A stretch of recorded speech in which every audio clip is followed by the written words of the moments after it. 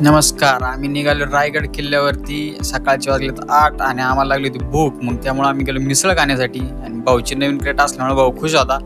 भाऊजी तर काय एक्साइटमेंटमध्ये फुल हाफ पॅन्टमध्येच निघाला होता. मग पोचलो तामिनी घाटात मस्त व्ह्यू घेतला. आम्हाला पोचायला चालतं लेट, त्यामुळे आम्ही गेलो डायरेक्ट रोपिनीवरती. मस्तपैकी असं व्ह्यू घेतला जाता जाता. भाऊ काय ऐकायला तयार नव्हता. आम्ही पोचलो वरती पोचल्यानंतर मॅडम म्हटल्या पहिला तिकीट काढा. तिकीट काढून झाल्यानंतर महाराजांच्या राजवाड्याचं इथं दर्शन घेतलं सगळ्यांनी. मी आहे महाराजांची सदर जिथं महाराज ज्ञानेवाडे करायचे. त्यानंतर आम्ही गेलो गुप्तहेर खात्याच्या जिथं चर्चा व्हायच्या तिथं ते बघून झाल्यानंतर आम्ही आलो वरती. हे आहे विजयस्तंभ आणि हे महाराजांच्या काळात 7 मजली होते असं गाईड म्हणत होते. मग आम्ही गेलो महाराजांची शिवप्रतिमा पाहण्यासाठी. शिवप्रतिमा पाहून झाल्यानंतर एक छोटा मुलगा गारद देत होता. गारद ऐकून आम्ही निघालो पुढं हरेश्वराच्या मंदिराकडे जात असताना त्या काळची सुंदर अशी बाजारपेठ.